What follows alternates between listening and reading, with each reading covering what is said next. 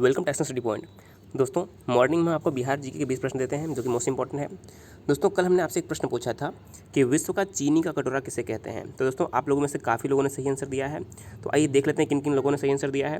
दोस्तों, वीडियो के अंत में हम आपसे एक प्रश्न पूछेंगे जिसका जवाब आपको कमेंट बॉक्स में देना है। जो भी लोग सही जवाब देंगे उनका नाम कल फिर वीडियो मेंशन किया जाएगा। तो आप चैनल पर अगर पहली बार आए तो जरूर सब्सक्राइब कर लीजिएगा। आपको हमारे चैनल पर जो है रेगुलर वीडियो है दिए जाते हैं। तो आइए देखते हैं कौन कौन लोगों ने सही जवाब दिया है। तो देखिए, सुबोध कुमार जी ने सही आंसर दिया है कि जो चीनी कटोरा से क्यूबा है। अरविंद दास जी ने सही आंसर दिया है। इसके अलावा देखिए, पंकज पंडित जी ने सही जवाब दिया है। मनोज कुमार जी ने सही जवाब दिया है। इसके अलावा कुंदन ठाकुर जी ने सही आंसर दिया है। सुमित कुमार जी ने सही आंसर दिया है। रविकांत चौधरी, इसके अलावा कृष्ण कुमार जी ने सही आंसर दिया है। दीपक कुमार जी ने सही आंसर दिया है। इसके अलावा देखिए, राहुल कुमार जी ने सही आंसर दिया है। अजय कुमार जी ने सही आंसर दिया है। योगेंद्र कुमार जी ने सही आंसर दिया है क्यूबा। पूजा कुमारी जी ने सही आंसर दिया है। देखिए दोस्तों, हम आपसे भी कहते हैं कि आप भी रेगुलर जो है दोस्तों आप जो है जवाब डिटेल में ज़रूर दिया करें, जो भी क्वेश्चन हो। देखिए, देवाशीष कुमार जी ने सही आंसर दिया है। विकास राज, इसके अलावा अर्चना कुमारी जी ने जो है कुमारी अर्चना भारती जी ने सही आंसर दिया है। तो दोस्तों, हम आपसे भी कहते हैं जो भी प्रश्न आपसे पूछा जाता है उसके बारे में डिटेल में ज़रूर आंसर दीजिए, जिससे कि आप अगर जो एक बार लिखते हैं वो आपको याद रहता है। तो दोस्तों, आइए शुरू करते हैं आज का वीडियो। तो हमारा आज का पहला प्रश्न है, चंद्रगुप्त मौर्य का प्रसिद्ध गुरु चाणक्य किस विद्या केंद्र से संबंधित थे। तो देखिए, आप सभी को पता है चंद्रगुप्त मौर्य के गुरु चाणक्य थे और यह किस विद्या केंद्र से संबंधित थे। तो इसका सही आंसर हो जाएगा तक्षशिला। देखिए, जो तक्षशिला विश्वविद्यालय है, इसकी अगर हम बात करें तो तक्षशिला विश्वविद्यालय की स्थापना किसने की थी? पाल वंश के शासक धर्मपाल ने जो है तक्षशिला विश्वविद्यालय की स्थापना की थी। और वहीं अगर हम नालंदा की बात करें तो देखिए, नालंदा विश्वविद्यालय की स्थापना गुप्त वंश के शासक कुमार गुप्त ने की थी। किसने? कुमार गुप्त। तो इन दोनों के नाम याद रखने हैं। और यदि हम बात करें चाणक्य की, तो चाणक्य का अन्य नाम क्या है? देखिए, चाणक्य का अन्य नाम कौटिल्य या विष्णुगुप्त भी है। और इनकी एक प्रसिद्ध रचना क्या है? इनकी प्रसिद्ध रचना है अर्थशास्त्र। और बिहार में राजनीति शास्त्र के लिए जो है चाणक्य सम्मान प्रदान किया जाता है। तो ये भी याद रखना है, चाणक्य सम्मान बिहार में राजनीति शास्त्र के अध्ययन के लिए प्रदान किया जाता है। तो ये मोस्ट इंपॉर्टेंट प्रश्न हो जाएगा। दूसरा प्रश्न है, चंद्रगुप्त मौर्य का सेल्यूकस से युद्ध कब हुआ था?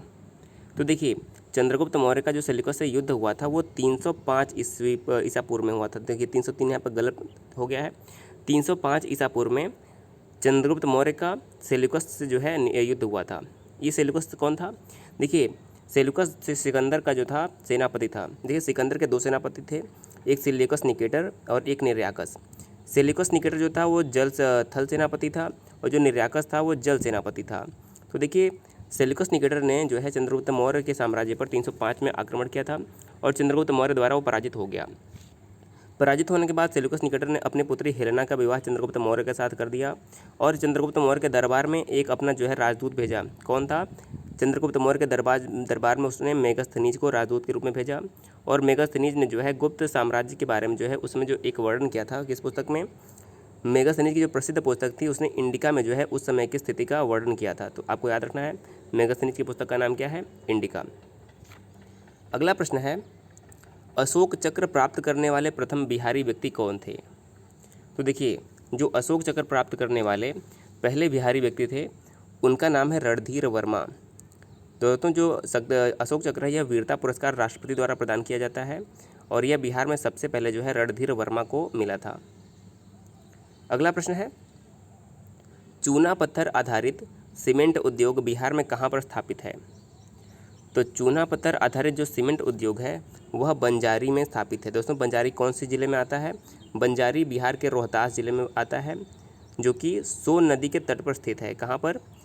रोहतास में सोन नदी के तट पर यह स्थित है। तो इसका नाम इंपॉर्टेंट है और यहाँ पर सीमेंट उद्योग जो है स्थापित है। तो सही आंसर क्या हो जाएगा? रोहतास के बंजारी नामक स्थान पर चूना पत्थर आधारित सीमेंट उद्योग स्थापित है। अगला प्रश्न है, बिहार राज्य महिला आयोग की प्रथम अध्यक्षा कौन थी? तो बिहार महिला आयोग की जो प्रथम अध्यक्षा थी वो थी मंजू प्रकाश। इनका नाम इंपॉर्टेंट है, यह बिहार की पहली महिला अध्यक्षा थी। अगर हम बात करें कि बिहार की पहली महिला मुख्यमंत्री कौन थी, तो देखिए, आपको पता है राबड़ी देवी जो है बिहार की पहली महिला मुख्यमंत्री थी। तो इनका नाम भी इंपॉर्टेंट है पहले महिला मुख्यमंत्री के लिए। अगला प्रश्न है, फणीश्वर नाथ रेणु कौन थे? तो देखिए, आप सभी जानते हैं फणीश्वर नाथ रेणु एक बहुत ही प्रसिद्ध कवि थे। अगर इनके बारे में और हम बात करें तो देखिए, फणीश्वर नाथ रेणु का जन्म कहाँ पर हुआ था? बिहार के अररिया जिले में, बिहार के अररिया जिले में 4 मार्च 1921 को इनका जन्म हुआ था।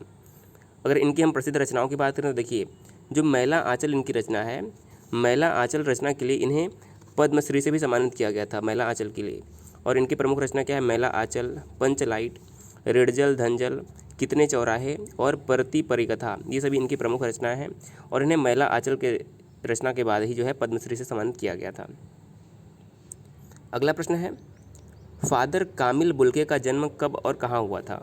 तो देखिए, फादर कामिल बुल्के का जन्म 1 सितंबर 1909 को बेल्जियम में हुआ था। अब देखिए, आपको जानना होगा कि ये कौन थे। तो देखिए, जो फादर कामिल बुल्के थे, यह एक ईसाई मिशनरी थे जो कि भारत में कब आए थे? भारत में 1900, देखिए यह इनका जन्म कब से कब हुआ? देखिए 1909 से लेकर 1982 में इनकी मृत्यु हो गई थी, 1982 में। दोस्तों, यह भारत आए और यह तुलसीदास, वाल्मीकि और रामायण से बहुत प्रभावित थे और इन्हें साहित्य में योगदान के लिए जो है भारत सरकार द्वारा 1974 में पद्म भूषण से भी सम्मानित किया गया था। साहित्य में योगदान के लिए भारत सरकार द्वारा इन्हें पद्म भूषण से भी सम्मानित किया गया, तो इनका नाम आपको याद रखना है। अगला प्रश्न है 8वां प्रश्न, फल्गु नदी के तट पर कौन सा शहर अवस्थित है?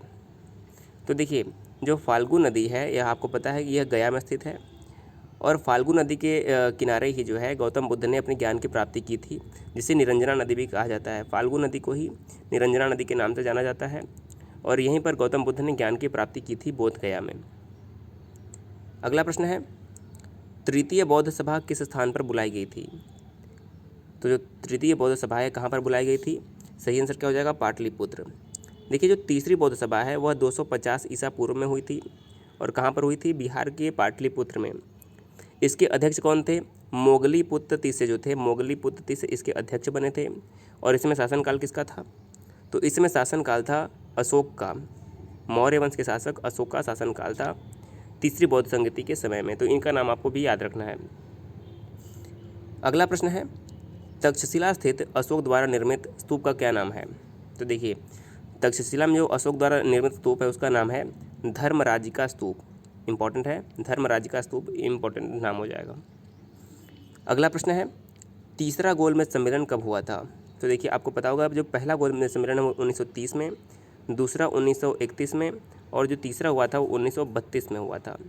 देखिए, पहला गोलमेज सम्मेलन है जो है, इसमें पहला गोलमेज सम्मेलन, दूसरा और तीसरा, इन तीनों में भाग लेने वाले एकमात्र भारतीय थे कौन? डॉक्टर भीमराव अम्बेडकर। महात्मा गांधी ने केवल दूसरे गोलमेज सम्मेलन में भाग लिया था जो कि 1931 में हुआ था। गांधी इरविन समझौता 1931 में हुआ और इसी के बाद जो है महात्मा गांधी ने द्वितीय गोलमेज सम्मेलन में भाग लिया। और वहीं पर जो थे वहाँ के प्राइम मिनिस्टर जो थे जस्टिन चर्चिल, तो जब ये चर्चिल से मिले तो वहाँ पर इन्होंने, चर्चिल ने महात्मा गांधी को जो है नंगा फ़कीर भी कहा था। तो प्रश्न पूछा जाता है कि नंगा फ़कीर किसी का, महात्मा गांधी किसने कहा था? तो देखिए, यह जस्टिन चर्चिल ने जो है महात्मा गांधी को कहा था। तो आपको देखिए पूरी कहानी यहाँ से स्पष्ट हो जाएगी। तो देखिए, यह 1932 में हुआ था, हमने बता दिया आपको। अगला प्रश्न है, तराई प्रदेश में ऊबड़ खाबड़ भूमि के कारण किस प्रकार की बस्तियां अधिक पाई जाती हैं? तो देखिए, जो बिहार के तराई प्रदेश हैं वहाँ पर ऊबड़ खाबड़ भूमि के जो प्रकार होते हैं, वहाँ पर जो बस्तियां पाई जाती हैं उन्हें प्रकीर्ण बस्तियां कहा जाता है। क्या कहा जाता है? प्रकीर्ण बस्तियां कहा जाता है, करेक्ट आंसर हो जाएगा। अगला प्रश्न है, तारीख़े शेरशाही के लेखक कौन हैं? तो तारीख़े जो शेरशाही एक पुस्तक है, इसके लेखक हैं अब्बास खां शेरवानी। अब्बास खां शेरवानी करेक्ट आंसर हो जाएगा। अगला प्रश्न है, तसर का उत्पादन मुख्य रूप से बिहार के किस जिले में होता है? तो देखिए, जो तसर है इसका उत्पादन बिहार के भागलपुर और बांका में होता है। कहाँ पर?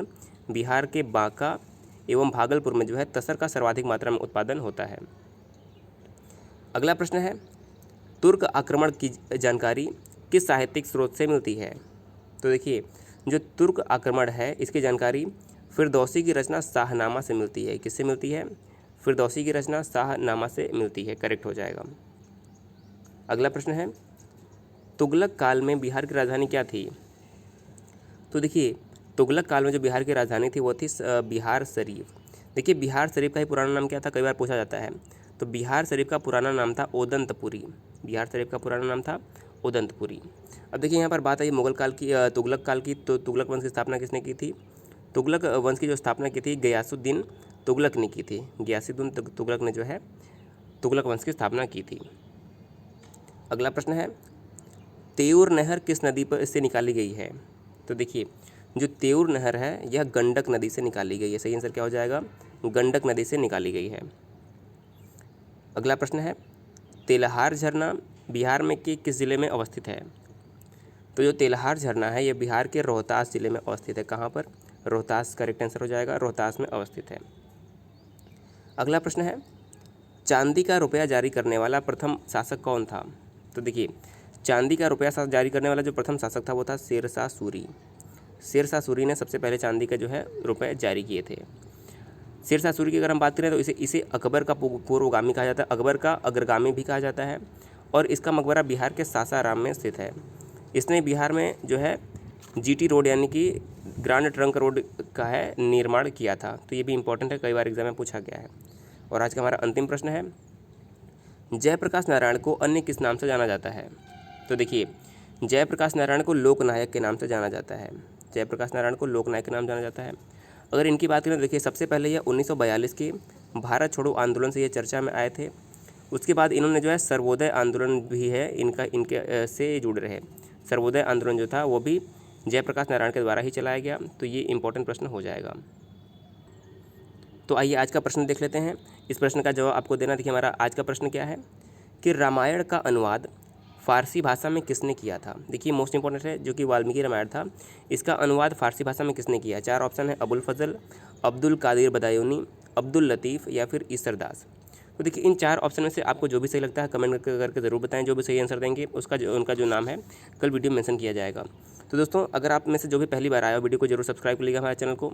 और दोस्तों प्रत्येक व्यक्ति से अनुरोध है कम से कम आप 4 से 5 व्यक्ति तक जो वीडियो को जरूर शेयर करें दोस्तों, जिससे ये वीडियो अधिक से अधिक लोगों तक पहुँच सके। दोस्तों हम आपके लिए रेगुलर वीडियो ला रहे हैं, तो आप वीडियो को अधिक से अधिक शेयर कीजिए और इससे अधिक से अधिक लोगों को लाभ मिले, यही हमारे लिए अच्छा होगा। तो दोस्तों वीडियो को देखने के लिए बहुत बहुत धन्यवाद।